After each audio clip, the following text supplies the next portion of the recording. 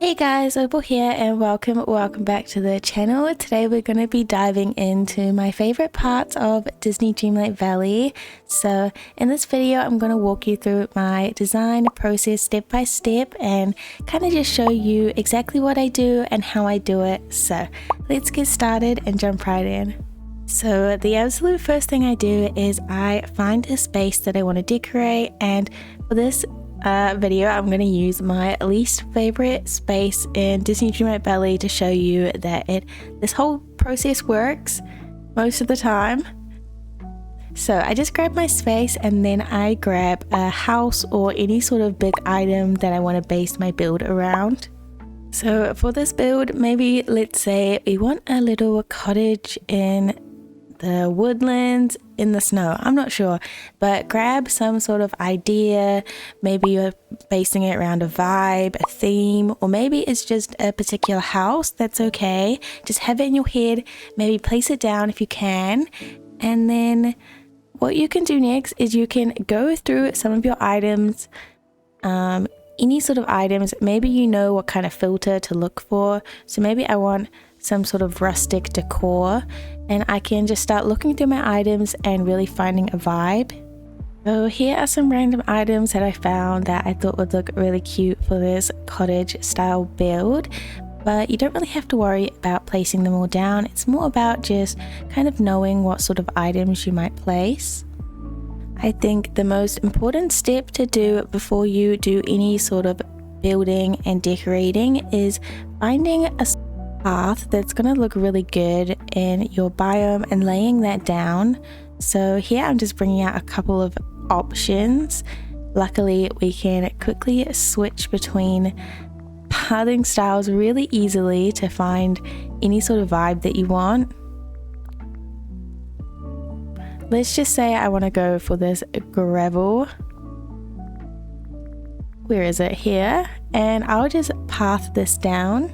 Now here's an example of how pathing could look in your biome, but remember it can be different every time. It can be curved, you can have no pathing, you could have checkered pathing, the wooden planks, like there's so many different options, but the main thing is place your pathing down because it makes it really easy to then go in and decorate around the path. Now the simplest path to decorate for, I would say, would just be a really straight and a minimal path. But yeah, it's really up to you and what your vibe kind of is for your build. Here's another idea on how I do a lot of different pathing.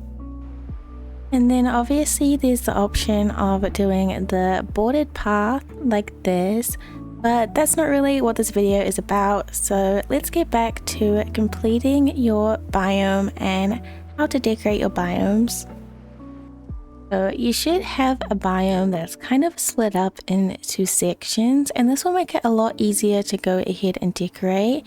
And if there is a bigger section such as these, you could even go further as to split them up more. A way you could split them up more is by adding some sort of path where you maybe want to do a park, or even just adding another home. So let's just say I want to add another home, I want to add a little bit more dimension, and I kind of want to fill in this big area here. Now this isn't the only way to do this. You could also do things like adding in trees and shrubbery. We have lots of big shrubbery items in the game that are really good to use for this. For instance, these big jungle tree clusters. Now obviously they don't really work in this biome, but we have other things such as the rocks. We have these rocks. We have lots of things that can kind of be used to fill up a lot of space.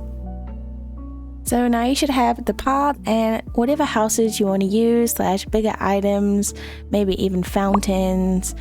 Really just you want to focus on your centerpieces, and then from here you would have already looked through your items to see kind of like items that fit your vibe, items you want to use.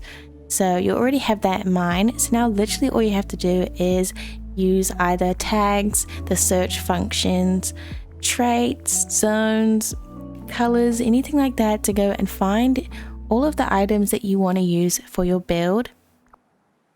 In this case I was using lots of these rustic items here, so I can just go ahead and place those back in.